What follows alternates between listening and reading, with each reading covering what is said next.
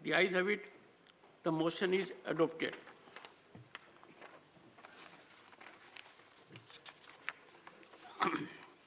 Honorable members. Sir, मैं आपकी अनुमति से आपके माध्यम से सदन का और देश का ध्यान आकर्षित करना चाहता हूं। किस प्रकार से बहुत ही शर्मनाक तरीके से एक विपक्ष के वरिष्ठ नेता ने भारत के लोकतंत्र के ऊपर प्रहार किया। भारत में जिस प्रकार से एक विदेशी देश में जाके जिस प्रकार से उन्होंने भारत की सेना का अपमान किया, भारत के सदन का अपमान किया, अध्यक्ष का अपमान किया, जिस प्रकार से उन्होंने प्रेस का अपमान किया, जुडिशरी का अपमान किया, और पूरे देश ने देखा कि विदेशी धरती पर जाकर विपक्ष के नेता ने किस प्रकार से पूरे भारतवासियों के ऊपर चोट लगाई है। मैं समझता हूँ पूरे देश और हर भारतवासी का उन्होंने माफी मांगनी चाहिए। उन्होंने यहाँ के सेना की माफी मांगनी चाहिए, सदन में आके प्रेस की, जुडिशरी की, भारत में जो लोकतंत्र चल रहा है उस पर उनके प्रहार की माफी मांगनी चाहिए।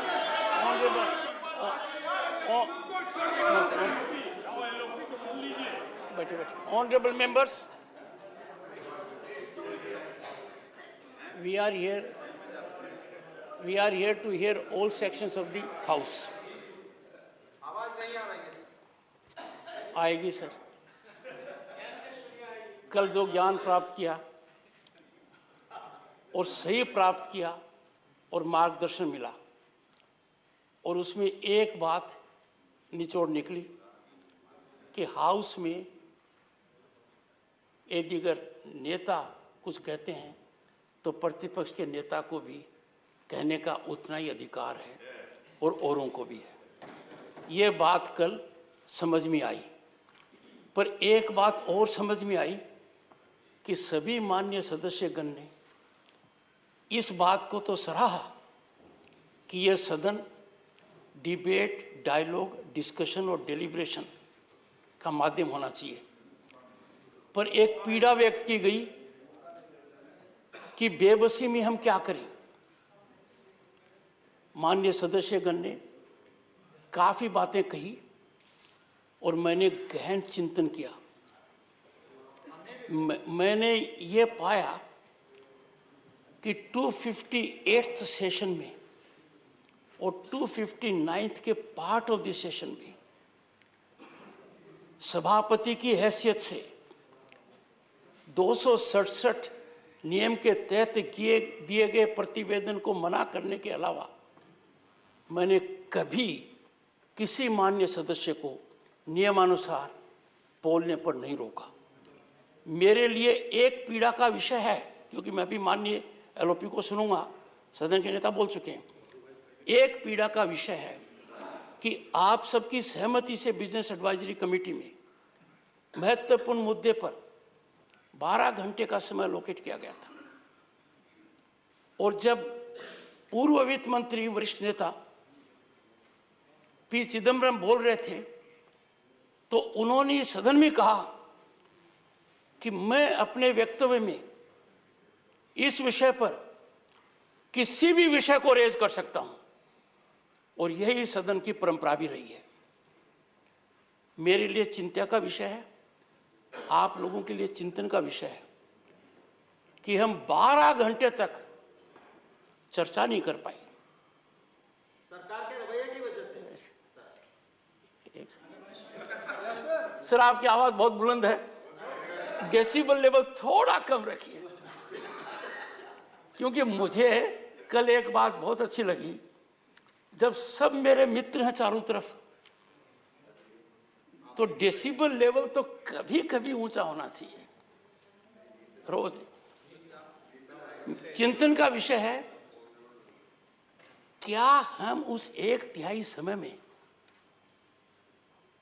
वो बातें नहीं उठा सकते थे और उन बातों को उठाकर सरकारी तंत्र को बाधित कर सकते थे टू रेस्पॉन्ड, मेरा आपसे अनुरोध रहेगा कि इस सदन में भारत की स्थिति को देखते हुए we have unity in diversity, we are a blossoming democracy. अलग अलग मत होंगे, अलग अलग विचार होंगे। लीडर ऑफ द हाउस ने एक विचार व्यक्त किया है, नहीं एक सेकंड, मैं लीडर ऑफ द हाउस को बोलने का अवसर दे रहा हूं और फिर उसके पश्चात सदन के माननीय प्रतिपक्ष के नेता बोलेंगे। संक्षिप्त में सर मुझे बोलने तो दिया ही नहीं, प्लीज इतना डिस्टर्बेंस किया। सदन के नेता प्लीज संक्षिप्त में सर बड़े ही शर्मनाक से अपनी बात तरीके कहिए प्लीज। बड़े ही शर्मनाक तरीके से एक विपक्षी नेता विदेशी देश में जाता है और भारत के लोकतंत्र पे अनाप शराब बातें करते हैं। भारत की प्रेस, भारत की जुडिशरी, भारत की मीडिया, भारत के इलेक्शन कमीशन, भारत की सेना सभी के ऊपर आरोप लगाते हैं और एक प्रकार से जो पूरा विश्व आज भारत की गुणगान कर रहा है, भारत के लोकतंत्र की गुणगान कर रहा है। भारत लोकतंत्र की जननी है, it is the mother of all democracies. मुझे लगता है कि ये विपक्षी दलों ने भारत का अपमान करना तय किया। एक समाज सेवी संस्था को भी उसमें गलत अनाप शराब बातें कही गई, कहा गया जैसे प्रेस, जुडिशरी, सभी सिक्योरिटी एजेंसीज, इलेक्शन कमीशन कोई और कंट्रोल कर रहा है। इस प्रकार के गलत आरोप के लिए विपक्षी नेताओं ने और उन्होंने सदन में आके देशवासियों से माफी मांगनी चाहिए, देश की माफी मांगनी चाहिए, इस सदन की माफी मांगनी चाहिए, अध्यक्ष की माफी मांगनी चाहिए और लोकतंत्र क्या है वो उन्होंने समझने की आवश्यकता है। सर लोकतंत्र को खतरा तब था जब भारत के फंडामेंटल राइट्स सस्पेंड किए गए इमरजेंसी में। किसने किया? उन्हीं के पार्टी ने किया। लोकतंत्र खतरे में कब आता है? जब प्रेस की आवाज बंद करी जाती है, फ्रीडम ऑफ स्पीच रोकी जाती है। किसने किया? कांग्रेस पार्टी ने किया। लोकतंत्र कब खतरे में होता है? जब प्रधानमंत्री का वजूद वही नेता बाहर आके प्रेस के सामने कागज कानून फाड़ के सड़क पे फेंकते हैं, तब लोकतंत्र खतरे में। जब उनका नेता, उनका प्रधानमंत्री बाधित हो जाते हैं बोलने के लिए कि मैं भ्रष्टाचार रोक नहीं सकता क्योंकि कोएलिशन है, कोएलिशन में मुझे भ्रष्टाचार होने देना पड़ेगा, तब लोकतंत्र खतरे में।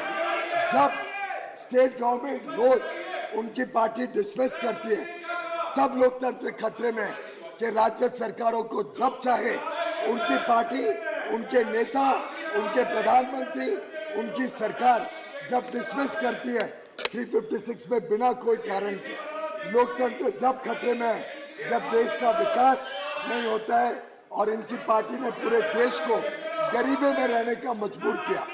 सर वो लोकतंत्र बचाने के लिए इनको सबसे पहले सदन में आके इनके नेता को माफी मांगनी पड़ेगी, देश की माफी मांगनी पड़ेगी, देशवासियों की माफी मांगनी पड़ेगी, सेना की माफी मांगनी पड़ेगी, प्रेस की माफी मांगनी पड़ेगी, जुडिशरी की माफी मांगनी पड़ेगी, इलेक्शन कमीशन की माफी मांगनी पड़ेगी, आपकी माफी मांगनी पड़ेगी और इस पूरे सदन की माफी मांगनी पड़ेगी।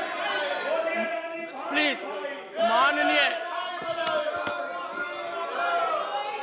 I would request everyone to hear in rapt silence leader of the opposition, please.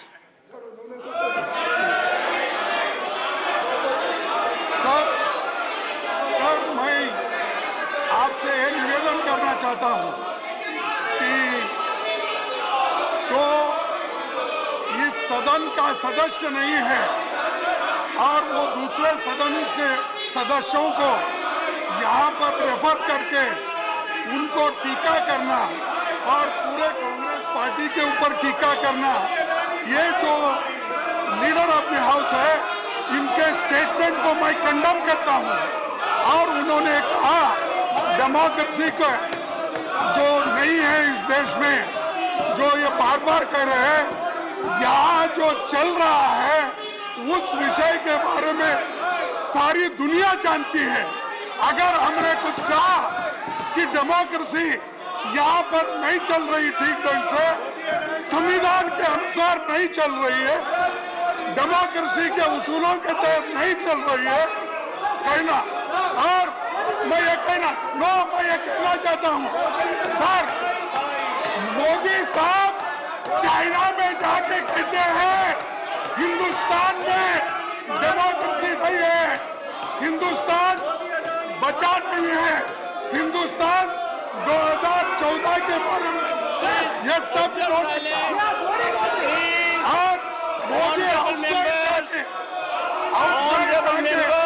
Congress के खिलाफ, कांग्रेस के सरकार के खिलाफ इतनी आग भड़काई stands adjourned to meet